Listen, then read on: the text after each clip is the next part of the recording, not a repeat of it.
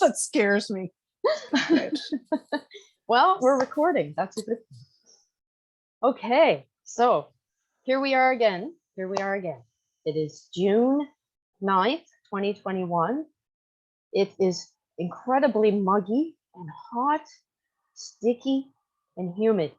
We have a fan going. You may see the flag behind me blow around a little bit, and just trying to stay cool here. So recording, and what's that? I don't know. I don't know what happened. Oh, okay. Okay, we're good. Our technical director is monitoring the situation. And has it fully under control. Yes. So I am Margaret Major. I am the registered counseling therapist here at the After Trauma Empowerment Network in Shubenacadie, Nova Scotia. I am joined by Vida Woodworth, who is co-host of our MAAT sessions and also chairperson on our board of directors. And Kate Matthews is also joining us as our technical director, and she's also a board member as well on our board of directors. And today we are celebrating, recognizing, acknowledging Pride Month. This is a huge month in our country, and it's an opportunity to talk about all, sexuality, gender, orientation. Just there's so many topics we can talk about, and Vida's got a lot of info she's going to share with us today for our conversation. And as usual, if you have any comments or questions or anything you just want to throw out there, you can use the chat button down at the bottom of your screen. Please feel free to send away. So as we usually do, I'm going to do our diversity welcome, which again, I did not write. And if anybody ever finds out the author of this, please let me know so I can give them the credit they deserve. So I would like to welcome all women, men, transgender, and other identified individuals here today. Welcome.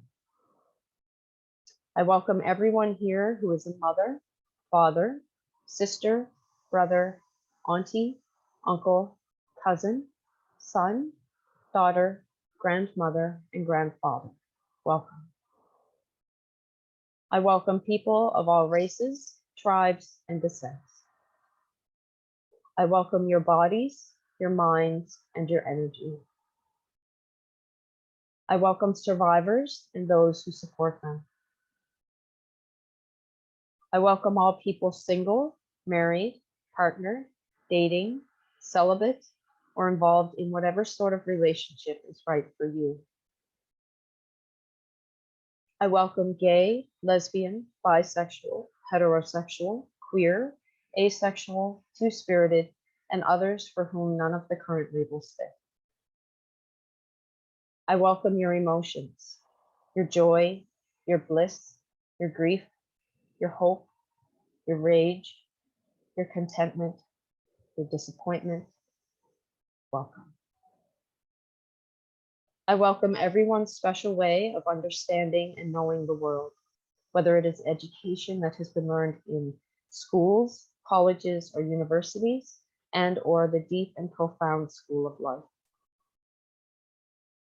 I welcome those living with chronic medical conditions and disabilities, invisible and visible. I welcome your families, genetic and otherwise, our networks of family and friends who make our lives easier, happier, and gentler to be. I welcome mystics, seekers, and believers of all kinds. I welcome people who identify as activists, community leaders, artists, musicians, group members, and those who don't. And finally, I'd like to welcome the ancestors who lived in this land where we are now. I'd like to welcome the spirits of Mi'kmaq, the natives who lived in this area before the Europeans came. I'd like to acknowledge them and invite their spirits to this space. Everyone, welcome. Thank you. And before I do check in with Vida and see how she's getting through this ew weather. I'm sure some people love it, but ew. I just want to extend our thanks and gratitude to the Mental Health Foundation of Nova Scotia for their funding for this project for us to be able to do this. And thank you for tuning in and watching. We appreciate you taking time out of your day to spend your time with us. We appreciate that. Okay, Vida, how are you doing on this this sticky day, we'll call it? Yes. Well, I'm doing well. I was able to get out today and golf 18 holes with my aunt, who's Good 82 for years you. old. Wow. And luckily we rode in a cart so we could drive really fast and work up a breeze so we didn't get too hot. And but it's still been a hectic week as well. Lots of different things going on, and but no, I'm doing good today. So Yeah, the golf course. Wow. yeah. And how wonderful for your aunt to go out with you. Oh, I know. And yeah. she smoked me. Like, she's many strokes better than I am. So I don't think Good. I'll ever catch her. Yeah. Good. Well, Mm. I'm sure you'll get another round in before the end of the season. Yeah. I hope so. Lots of time. Yeah. Yeah. So just a couple of, I guess, notables on the list before we get into talking about Pride Month. We had a call for submissions. We were asking artists to submit a piece of work conveying their message of hope and encouragement to someone who's experienced trauma. And we received just enough submissions for our kindfulness calendar. So probably next week, I think we will mention those people, and we'll show the pieces that were selected for our kindfulness calendar, which will be coming out probably in the fall of this year as a fundraiser for Attend. So very exciting. We have some beautiful work that people submitted, and just can't wait to see that all put together and then you know, have that as a resource and a fundraiser for us. It's exciting. Yeah. And we a few, I don't know, 3 or 4 episodes ago, I was rooting for the Leafs. And well, I can't root for the Leafs anymore. And I gotta say, like, Montreal is doing an amazing job. Way to go, Montreal. Yeah. And I know that I have 2 Habs fans surrounding me. So we just needed to do a shout out to the Habs because you know, they're doing awesome job. Yeah. Cup. We'll see what happens. 93, 86. No. 93, 21. Kate said it. What? 86, 93. Okay. But what's the 86? I'm not sure. They won the cup in 86. Oh, okay. I thought it was to do with, like, we won in 93 and now we're going to win in 21. So I wondered where the 86 came from. Okay. But that was the other time. Okay. Well, not the only other time because they've won it more than anybody else, but I won't mention that.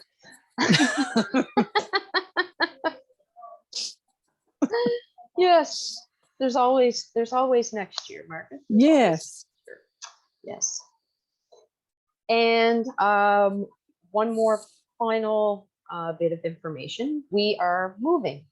The end of this month, we are moving over to the professional building.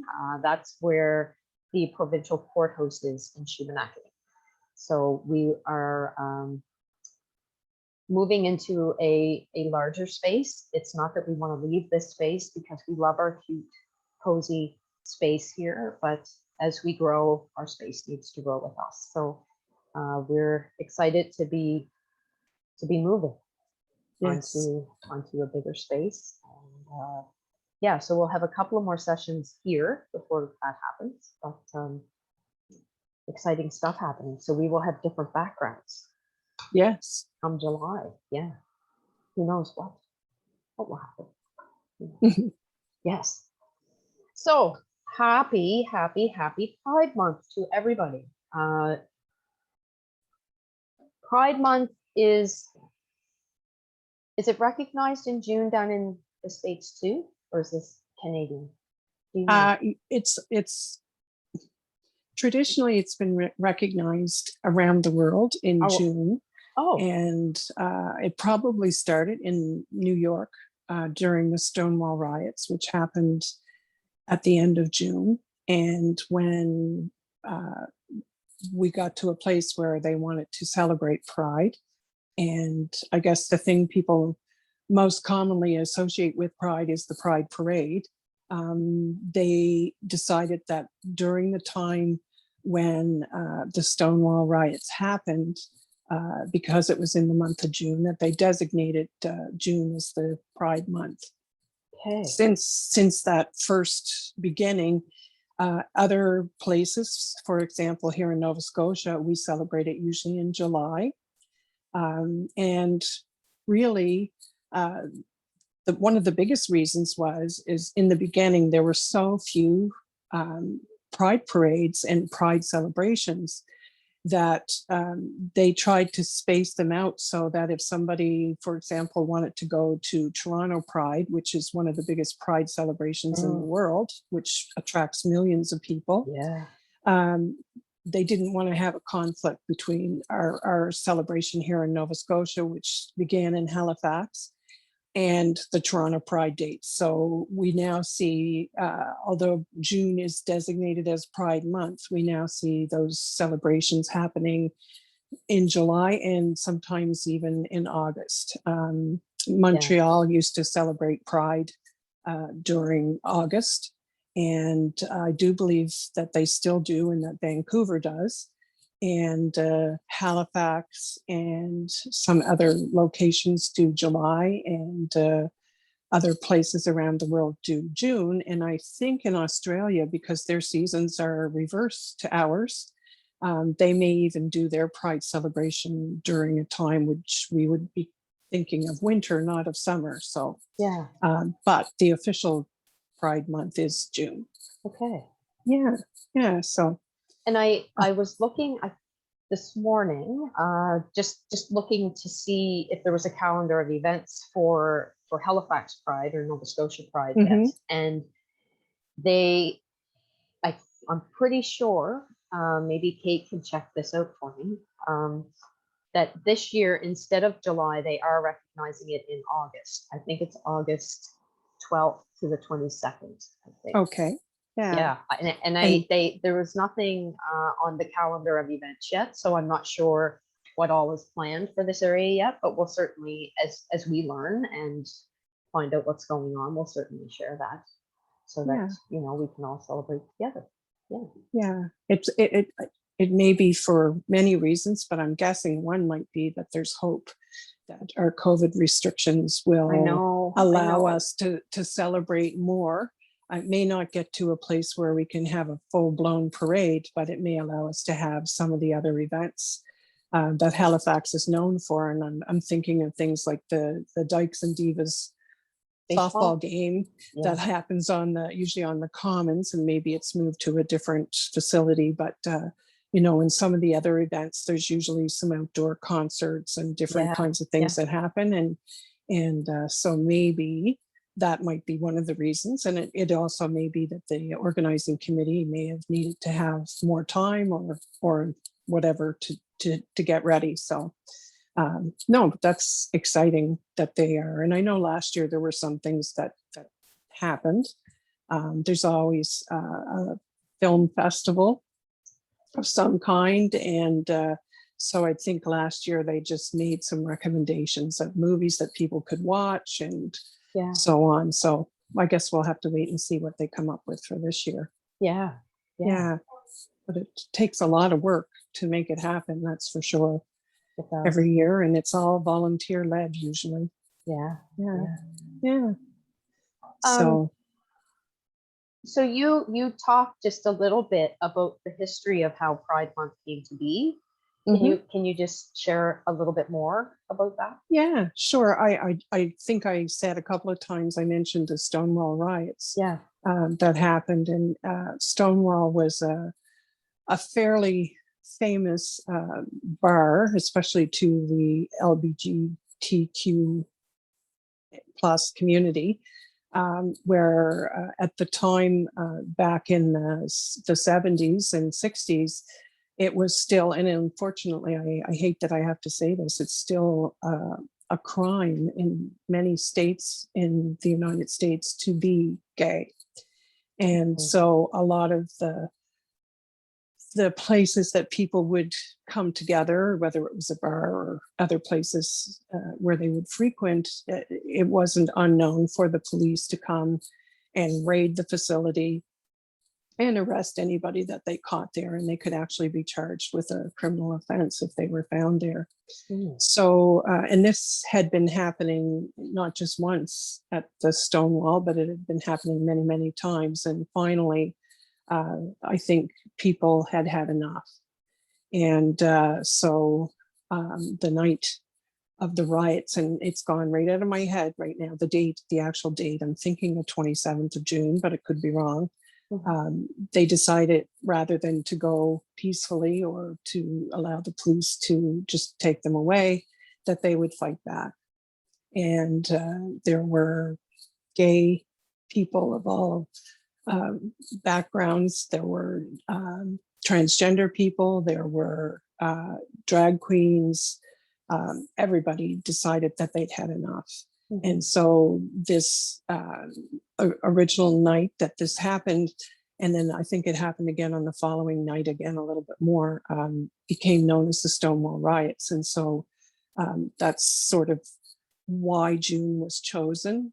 And it could be also one of the reasons, or it is also one of the reasons why some of the organizations in the beginning that began to organize around gay rights often use the word Stonewall in it, or would make reference to Stonewall because of the history of people finally having enough and fighting back and saying no more. You know, we deserve to have equal rights, and we shouldn't have the police coming and arresting us just because we choose to gather and just because of who we choose to love. So that's kind of one of the big parts. And then, you know, there were many places around the world, obviously, where gay and lesbian people and bisexual people began to organize. And in the beginning, a lot of it, again, was done behind closed doors because it wasn't safe to be in the community doing this kind of work. But they started to fight and demand that laws are changed. And the fact that the other thing about being gay was it was also considered to be a psychological disorder. And so it was listed in, I think we now have the DSM-4 that it might have been listed in? It might have, or it may, the DSM-3 might have been when it was last made mention, but because I don't know how many years in between. We're into number 5 now, I think. And that's kind of the guidelines that people, psychiatrists and psychologists and therapists use to sort of help them diagnose people. And so being gay was considered a mental illness. And I believe it was in the mid 70s when some of that changed. So, you know, there were lots of things that were going on in lots of different places in the world where people were organizing and trying to not only find safe places to gather and to meet people and to socialize, but just to try and find a way to fight back and ask that, you know, things change so that people did have the same rights. You know, there were things happening like if you were gay and they found out in the Canadian military that you were gay, you could be dishonorably discharged. And just recently we had an official apology from the government of Canada for all of the people who were affected by that. A lot of people who were in the military, whether it was the Air Force, the Navy, the Army who were found to be, or who they realized were gay, and they were dishonorably discharged. And so they may have fought in wars, they may have performed their duties above and beyond, and yet they were dishonorably discharged, which meant they had no benefits or anything at the end. And so, you know, just in the last 2 or 3 years, that has been, you know, acknowledged, and our government has apologized. And of course, now people are able to serve openly if they feel safe to do so. It's no longer a, you know, a problem, and they can't be discharged for being gay. But it's not always as easy to say that it's safe for everyone. It would depend on each person and how safe they felt to be out and open about their sexuality. Right. Yeah. So there's lots of things, I guess. You know, as a growing up in a small community, for me, I was very fortunate to have a family who always talked about, no matter who you are, no matter what you want to be, no matter whether you're a boy or a girl, you can do and be anything you want to be. And my family was very open and accepting of difference. And that included difference of race or skin color, different cultures, and different sexualities. And so even though as a young child, I had a sense that there was something different about me, as I got older and realized what that difference was, I knew in my family that it was okay, but I was also very aware that outside of my family may not be safe. And so you may sometimes hear people use the term coming out. And that's basically when you acknowledge your sexual orientation. And it's used mostly with gay people, not so much heterosexual people. You don't hear of heterosexual people coming out to be heterosexual or straight. Right. Yeah. But when somebody does choose to say, you know, this is who I am, and I'm gay, or I'm a lesbian, or I'm a bisexual, or I am bisexual, or I am transgender, or I am intersex, or any other one of those labels, is we use the term coming out. Sometimes you might hear also the term being in the closet, which means you may be aware of your sexuality and the fact that you're not heterosexual, but that you identify as one of the other sexual orientations. And you may keep that private. You may not tell anyone else. And there is also a process of coming out for yourself. So as people go through the process of figuring out who they are, which all of us do usually, primarily at the time when you're starting puberty and as you're going through all the hormonal things and you're trying to figure out sort of what's going on with my body, and who am I attracted to and who am I not attracted to, and that kind of stuff. For many gay people, it's that struggle within themselves to figure out who they are. And when they come to a place where they're comfortable knowing that they're gay or lesbian or bisexual, it's sometimes called coming out to yourself. And being in the closet means that you hide that from people.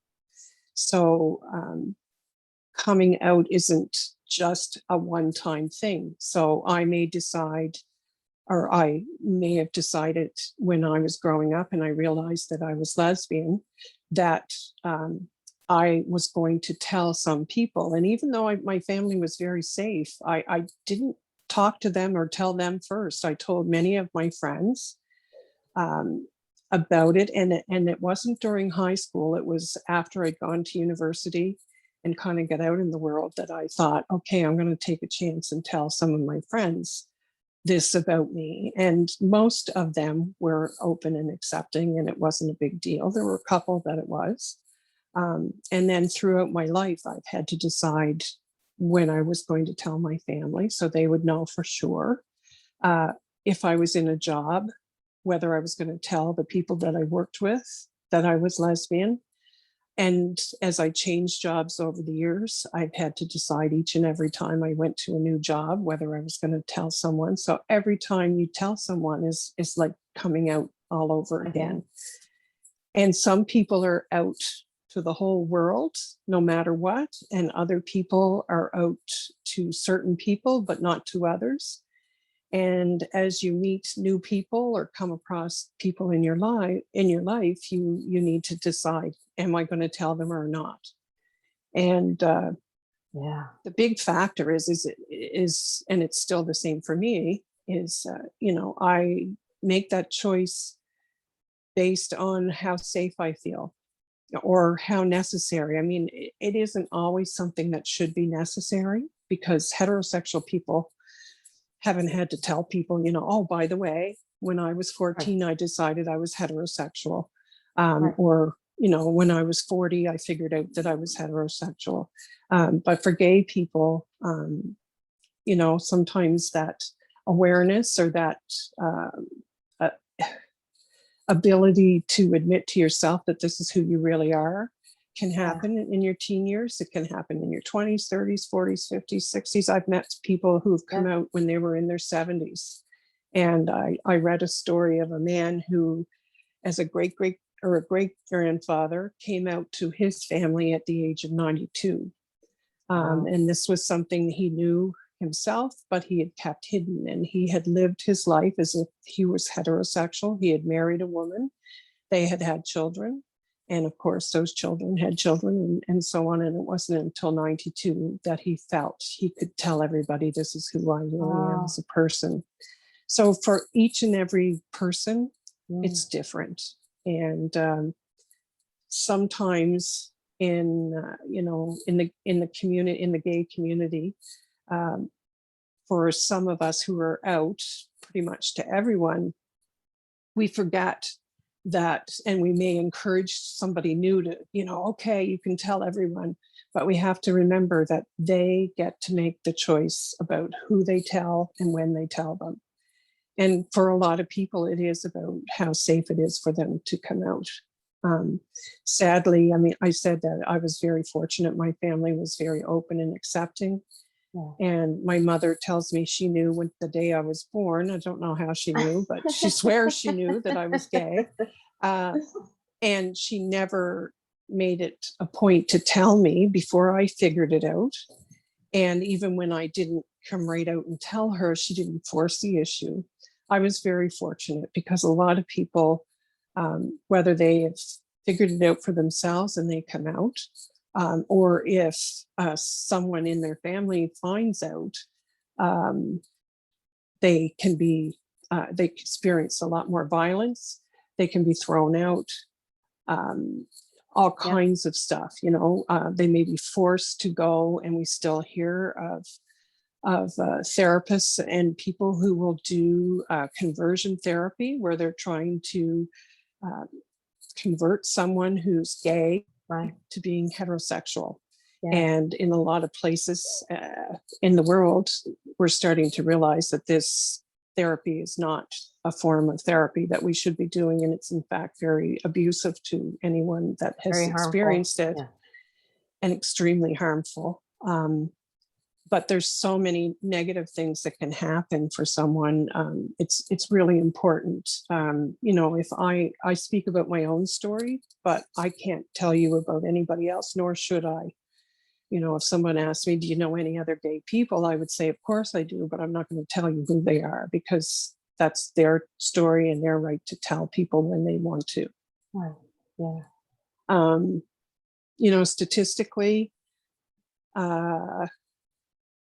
gay, lesbian, bisexual people have higher risk of addictions, higher risk of experiencing violence, higher risk of thinking about or attempting suicide. So, and again, it isn't because they're gay that these things are higher risk. It's because of how they're treated by society when people find out that they're gay. So if we could try and remember to be more accepting of people who may be different from you, and realize that it's their life to live, and not to try and pressure them or bully them or use violence against them to try and make them be something they're not. I think we would see incidences of things like addictions and drinking and suicide and so on would probably drop, because it's that how people are treated that cause those things, not who they are. Absolutely. Yeah. Yeah. So anyway, I guess I can kind of finish my story. I started my working career as a teacher, and it wasn't okay to be a teacher who was gay and out. So probably one of the many reasons why I left teaching and went on to do other things. It's now okay, thankfully. I played a lot of sports, and there are a lot of stereotypes and so on about, especially, gay women or lesbians.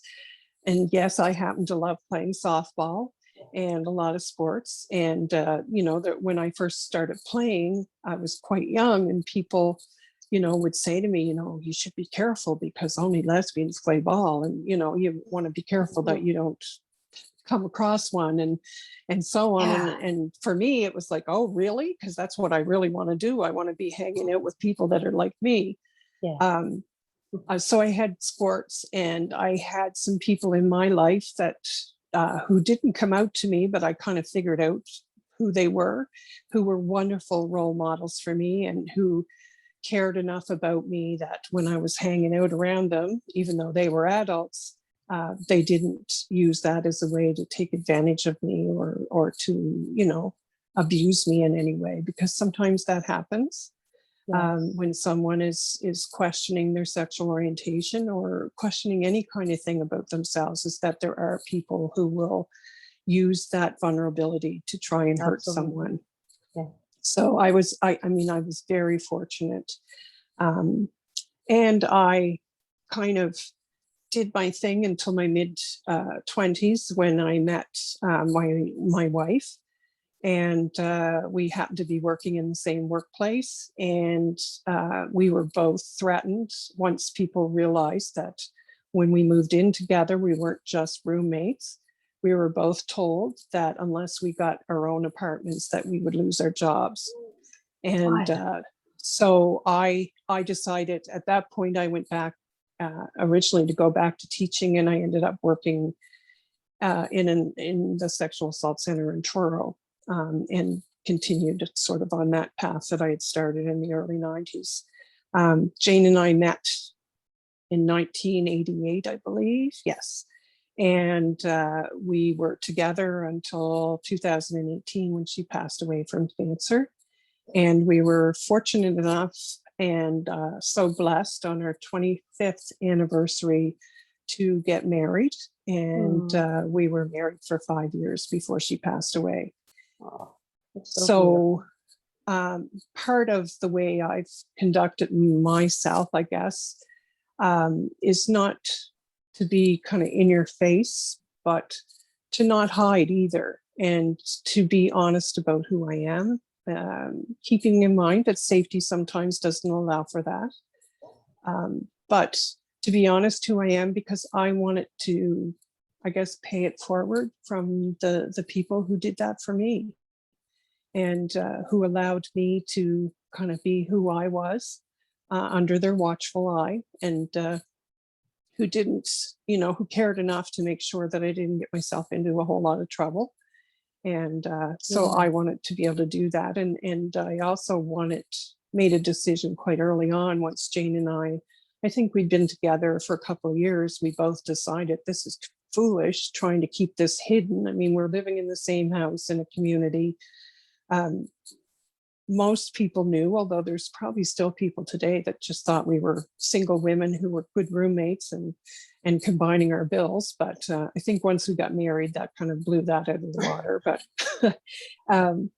yeah, we weren't just roommates anymore. But yeah, and it's part of the reason why, when somebody asks or wants to know, I usually will tell them. And it's not because, I want to flaunt it. It's because this is who I am. The same as when I ask my heterosexual friends, what's going on in your life? Do you have a partner? Do you have children? Are you married? Those are all questions that you get asked when you go to a workplace or so on. And for someone who was gay, especially early on, it was really difficult because you couldn't really share a whole lot about yourself without fearing that somehow you would be treated differently. Right. And and again, I emphasize that even though our laws and policies have changed in Canada, and it's legal to be married, and the equality pieces of legislation are in place, there are still many, many places in this country where it isn't safe to be gay and to be openly gay. And so again, that coming out happens piece by piece every time you're in a new situation or you're meeting somebody new. And so I'm not sure if you have more questions or. Oh, Bide, I'm sure I can come up with a few questions. There's so much to know. Recently, I think we've started to talk a lot more, not so much, it's not about sexual orientation, although people who are transgender or don't fit the normal binary of gender, whether you're, not just being a male or not just being female, have been put into that umbrella with gay and lesbian people. So being transgender is about how you identify your body or your gender. It isn't about who you're attracted to. So for me, it's all about, I'm fine being a woman. I don't want to be a man. Although that was a big myth about being lesbian, is that, oh, well, they're all just, trying to be men. Yeah. There are some women who are lesbian who may appear more masculine and who like that. And then there are other women who appear extreme, very, very feminine. But for someone who's questioning their gender identity, basically what it means is that they were born in the wrong body. So someone may be born with, breasts and ovaries and fallopian tubes and a uterus, but in their mind, where really identify what you feel like, who you are, they may feel that I'm male.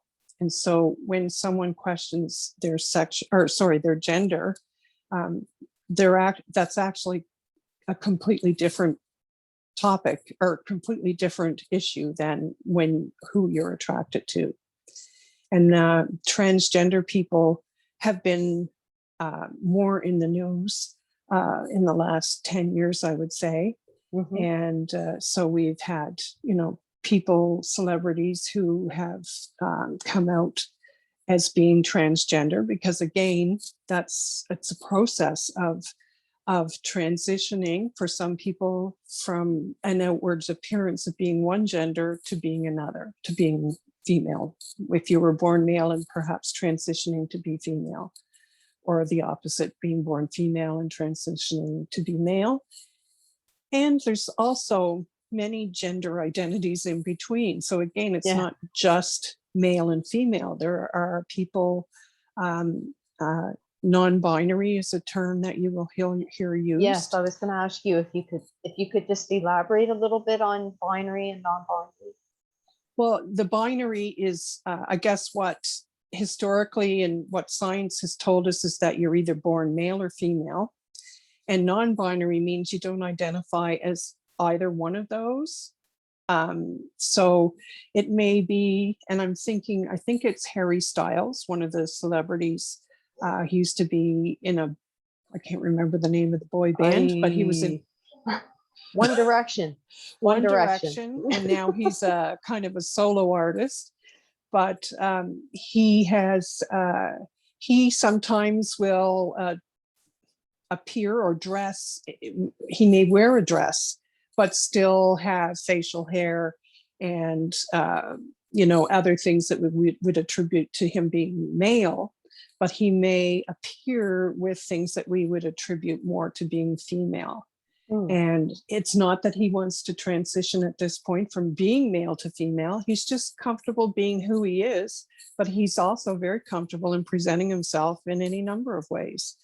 And so he doesn't fit the binary. He's sort of a non-binary. He, you know, whatever he wants to do, he'll do. Another singer, songwriter, Sam Smith, I think is sort of doing the same kind of thing.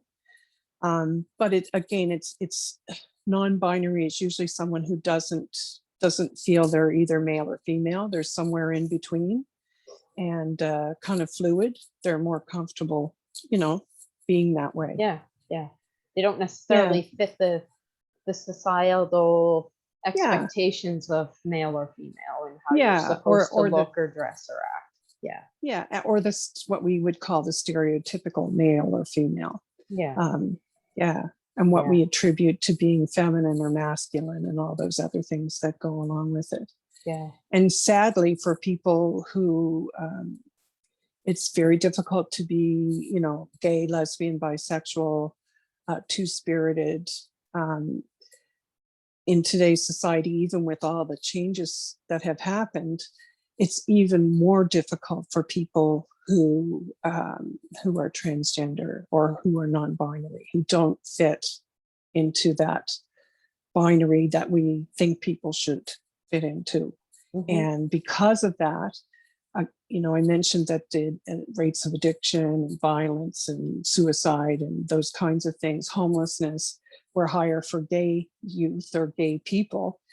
It's even higher for people who are transgender or who are non-binary, who don't fall into that, you know, the gender category we think they should as a society.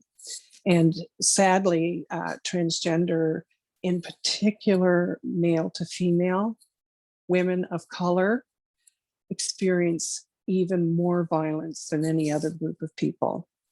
And a lot of countries don't keep records of especially deaths or murders. But I know Brazil does, and so do some of the states in the United States. And the numbers of transgender male to female people who die every year because of who they are is just phenomenal. And it would be scary. It's scary enough, but it would be even scarier if we kept track of the world, if everywhere in the world transgender people exist, that if we were to keep track of that. Yeah. Now, it's interesting too that some societies and some areas and cultures of the world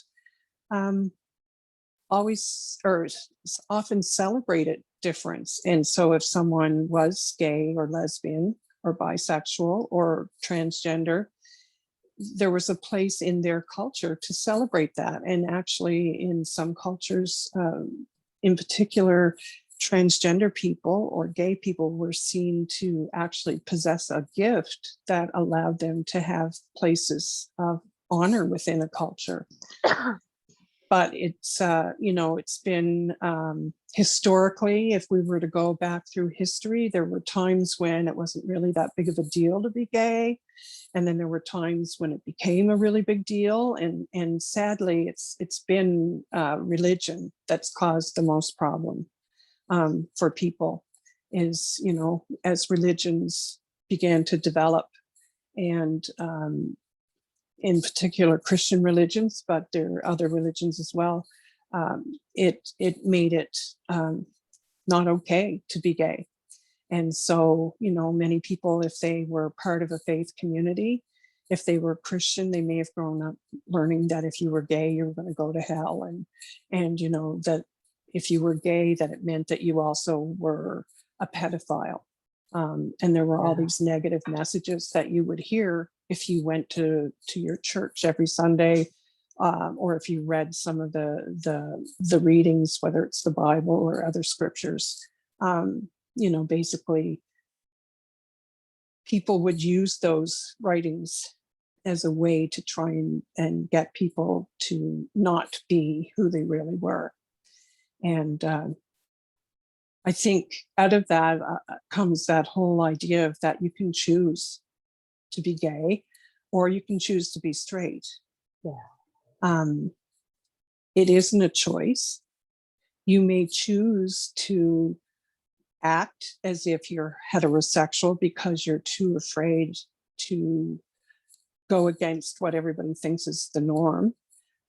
So a lot of people, especially people my age and older, got married to a person of the opposite gender and tried to do what they were expected to do. Mm-hmm. And for some people, they lived their lives and never really admitted or said who they really were.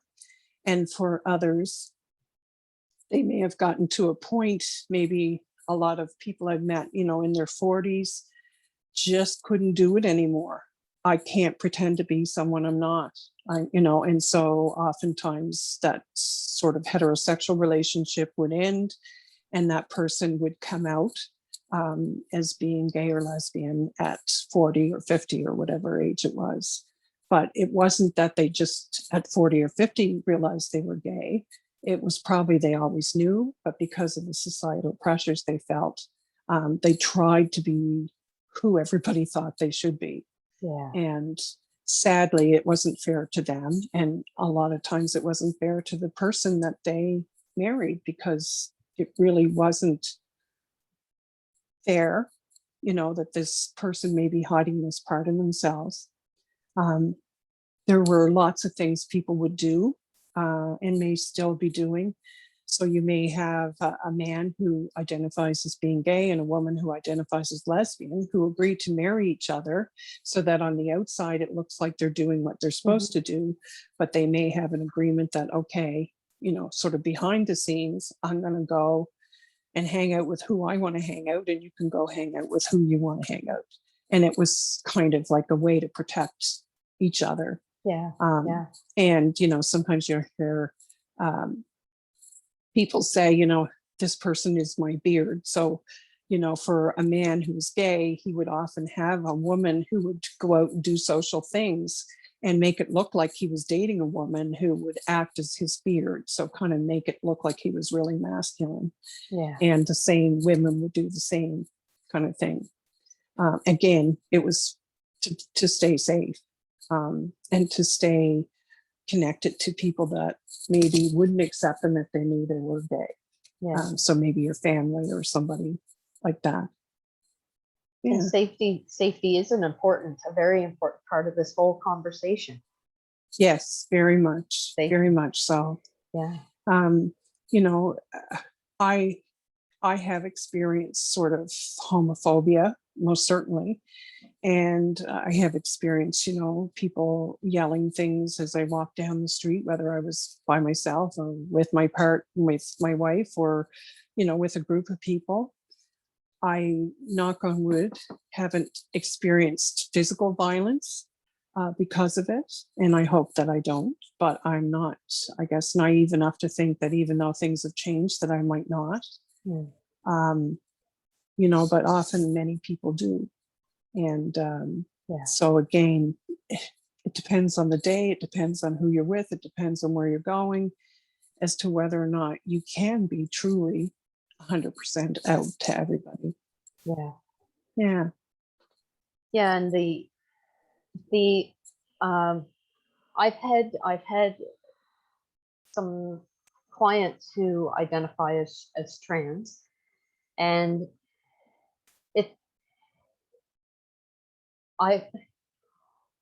with my trans clients that I've worked with, most of them it was not safe for them to come out to their family. Yes. Yeah. And that lack of acceptance with their family can cause serious illness, physical and mental health issues, as you were talking about in regards to binary.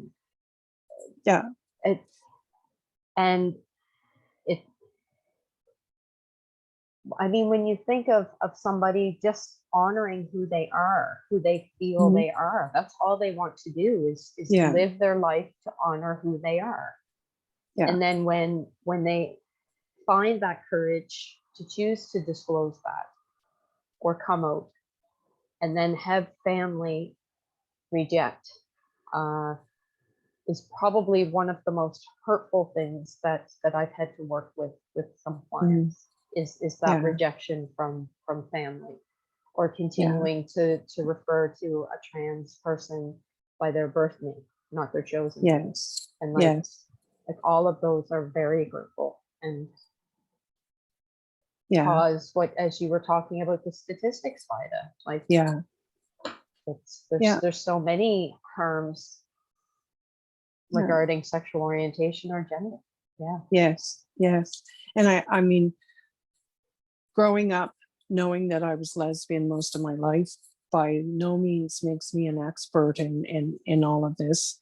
But I have taken as much time as possible to learn about not just myself, but other people and other sexual orientations and gender identities and so on. And it does seem that, I guess, I don't know if it's just a process that our society is going through, but at this moment in time, our society is really struggling with the acceptance of people who are transgender or who do not present their gender in a way that we expect them to. Exactly. And it is a lot more dangerous for people whose gender identity isn't male or female, or doesn't fall into, they weren't born male or female. Yeah. And you mentioned about using their birth name instead of the name they've chosen, and that you may hear a term called dead naming. So for someone who transitions, who goes through a process of becoming the gender they were meant to be rather than the gender they were born to, if they go through a process, as an example, if a male person born male transitions, and it isn't just a matter of, you wake up one night and you're now female. Right. For people who are, but you may feel that way all the time. But for people who, and why we call it transgender, I think is because it is a transition period.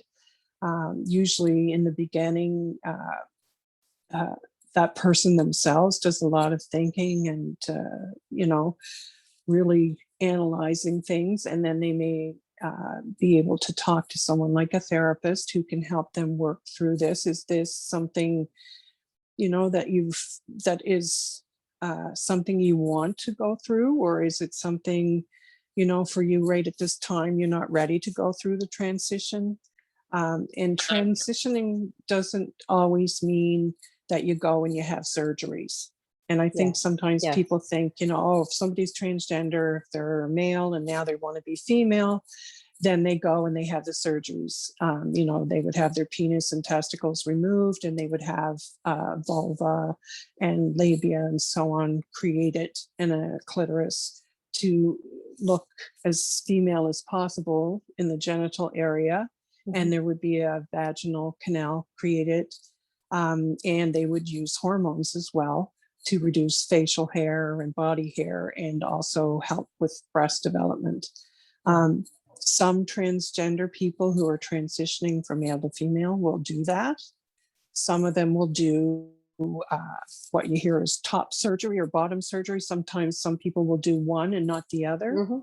And sometimes people, just prefer to just stay the way they are and not really transition, but may, again, outwardly dress in a way that represents the other gender. But a big part of that transition for people is it's like a rebirth, being reborn into the gender that they should have been born into. And that's often when somebody will choose a name. And so the reason we call it dead naming is that, when they were given their name at birth by their parents, the name's usually based on the gender in some way.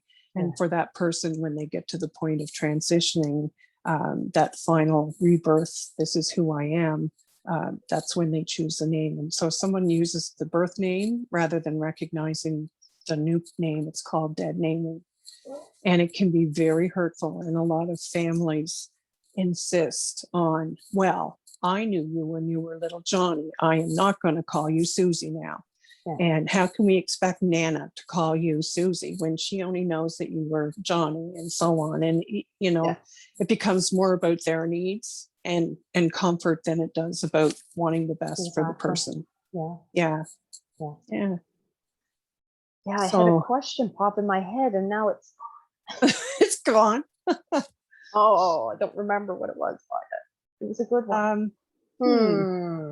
I was just, I guess I could keep talking a little more.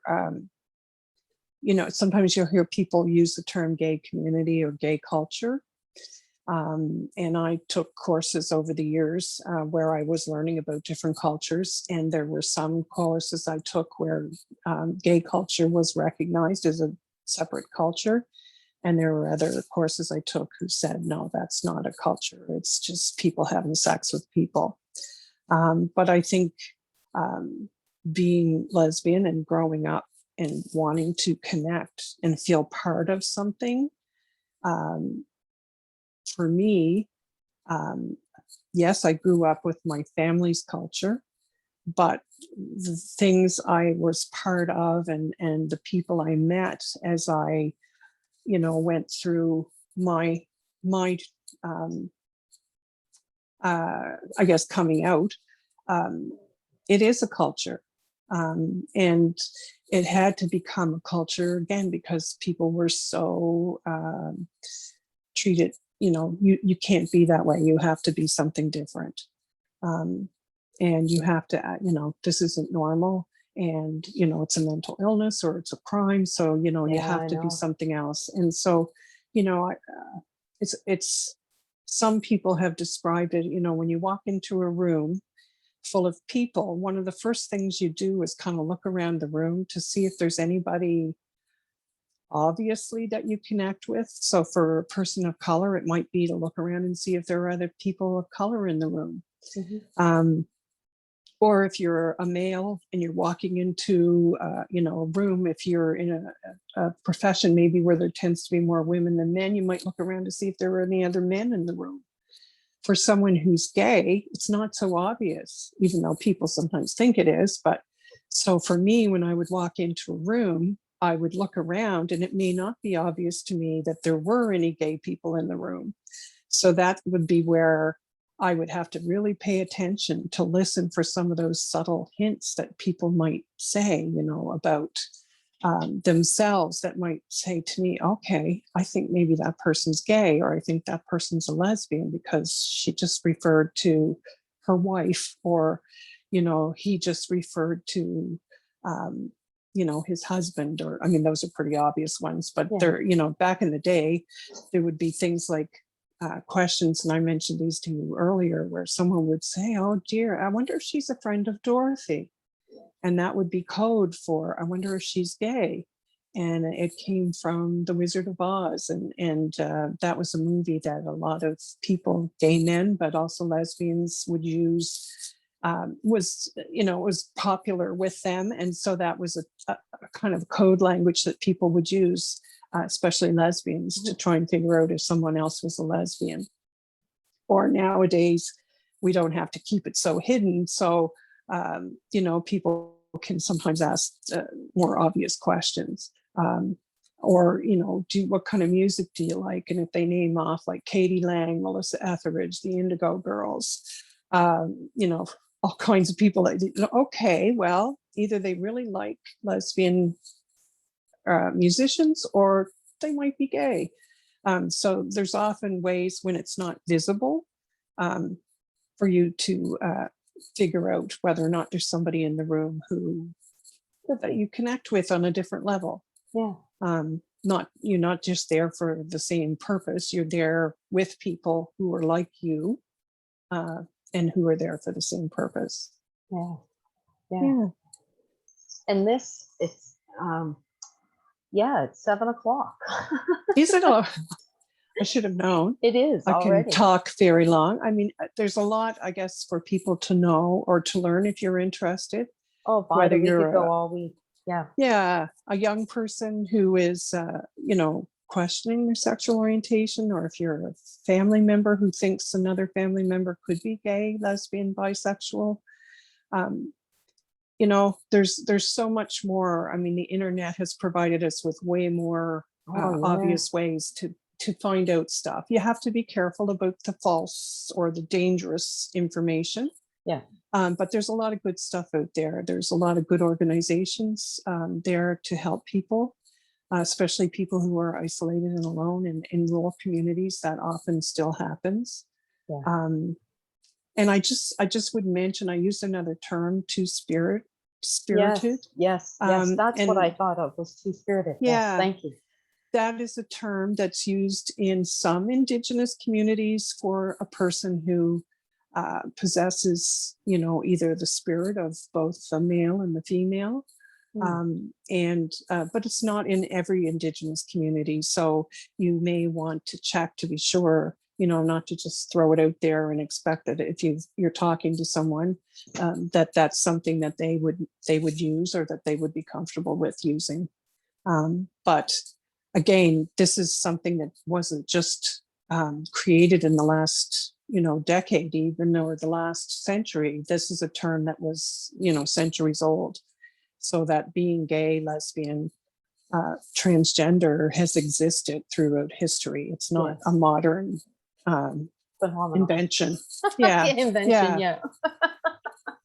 As they say, we're here, we're queer, and we've been here for a while. And again, there's another word that people I hear, know and that, some yeah. people's hackles go up. And you know, I think the older you are, the more likely that is to happen. It's again, it's another umbrella term. I've been struggling with the LGBTQI, all the different things that represent all the different pieces, and so queer is a word that's used more particularly with younger people today, but other people, like older people as well. And it's an umbrella term. It sort of encompasses everyone. So instead of saying all the letters, I can just say the queer community. The same as gay is used as an umbrella term too. It's used to refer to men who are homosexual or who prefer to have relationships with other men, but it's also an umbrella term that encompasses all of those people too. So you may hear either of those terms used. Yes. Yeah. You read my mind. Thank you, Bob. There. Picked right up. Yeah. Yeah. So if you have a chance and you want to learn more about yourself, your family, your neighbors, your friends, your coworkers, because gay people are everywhere and transgender people are everywhere,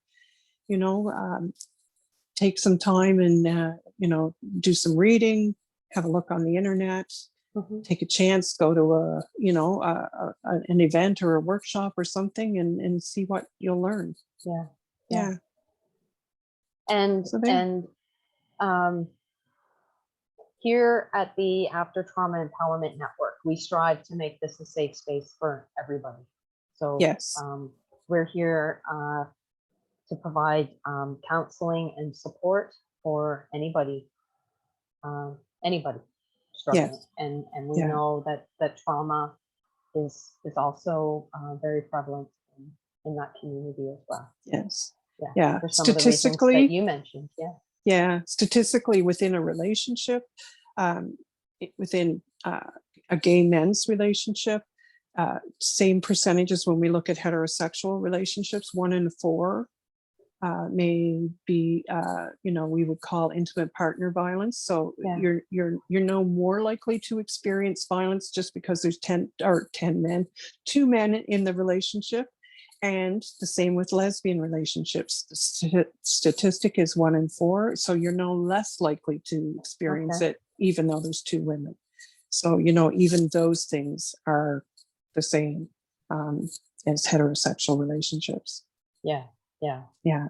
And I just want to say that, this conversation we could go on and on and on, like just talking about different sexual orientations and what they mean.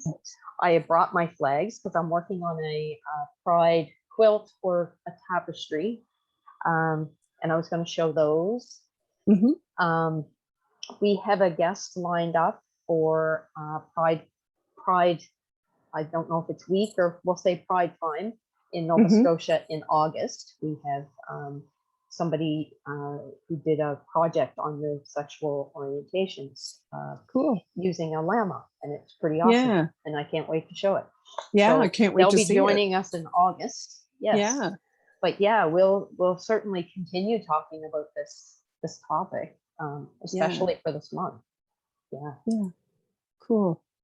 So would And yeah. if you get a chance, attend a Pride Parade.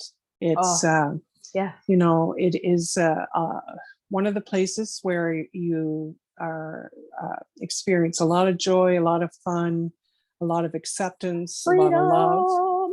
Yeah. And yeah, it's not just about some of the people who'd say, you know, it's not safe for children because, you know, of the myths, or, you know, there's naked people all around and whatever. Yeah. It's not. It's a celebration and a time where everybody's welcome.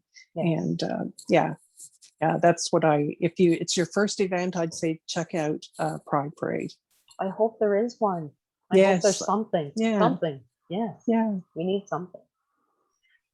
Okay, so I'm going to do the loving kindness meditation just to conclude on that note. And thank you for sharing so much, Vida. You're welcome. Yeah, I know I covered You're a wealth of knowledge. Scattered things. So hopefully, yeah. No, it all connects together. Yeah. It all connects together. Yeah. Okay. Okay, so for the next minute or two, just continue listening. Just close your eyes if you're comfortable closing your eyes. If you're not comfortable closing your eyes, just find something that you can fix your stare on.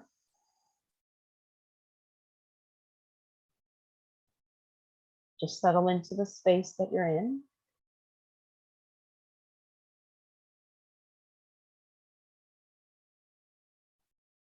You don't need to control your breathing in any way. Just allow it to be natural.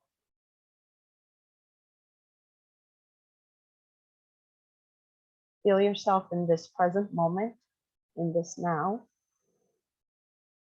hearing the sounds in the space around you, putting all your stresses and worries up on the shelf.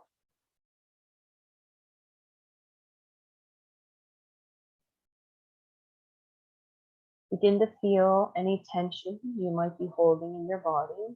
Begin to feel that start to drain away from you. Feel any tension drain away from your eyes, your face, through your neck,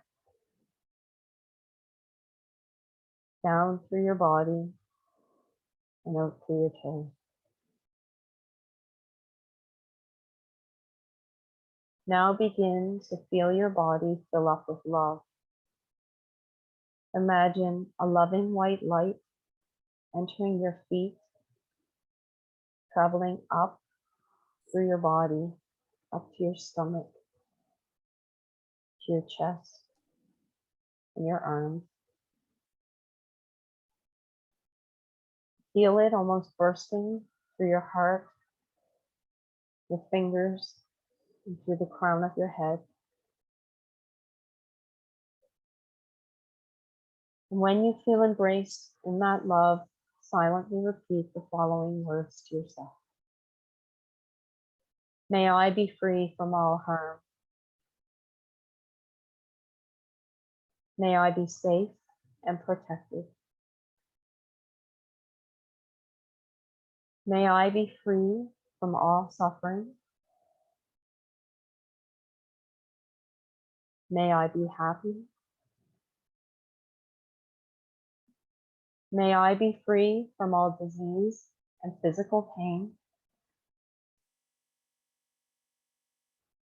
May I be healthy and strong. And may I be able to live in this world happily, peacefully, joyfully, and with ease. Now turn your thoughts to this vast world, the huge earth with all its living creatures. Continue to feel that love in your body as you silently say, May all beings be free of all harm.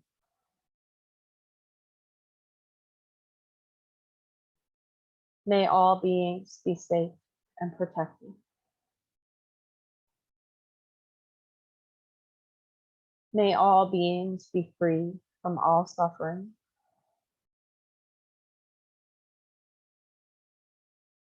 May all beings be happy. May all beings be free of all disease and physical pain.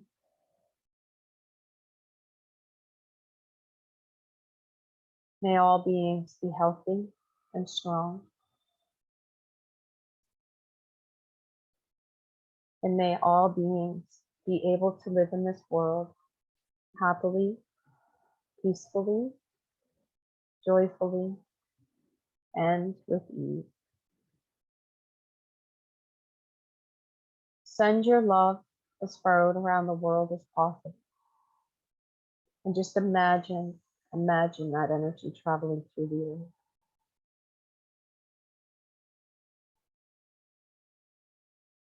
Continue to feel that love centered around your heart.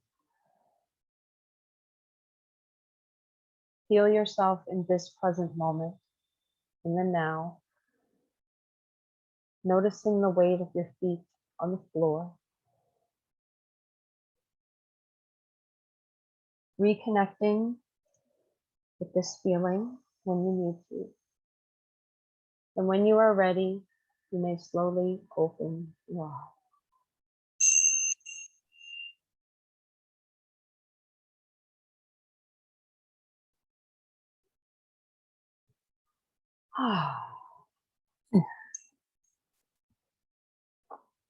And I meant to say this at the first, Vida. I absolutely love your shirt. Oh, thank you. My Bob Marley shirt. Yes. One love. Yes. He was a very, very, very wise man. Yes. And I Yes. love his funky music. Yeah. Just so feel good, you know, Yeah. reggae funk. Yes. Yeah. Good stuff. Okay. So thank you for hanging out, for checking us out and spending your evening with us. Stay cool, drink lots of lemonade, just like I've got right here. And we will be back next week. We have a couple of different topics that we're probably going to talk about, so we'll wait until next week before we get into that. Yes. Thank you. Take care of yourself. Take care of each other. Be well. Be safe. See you next week. Bye-bye. Good night.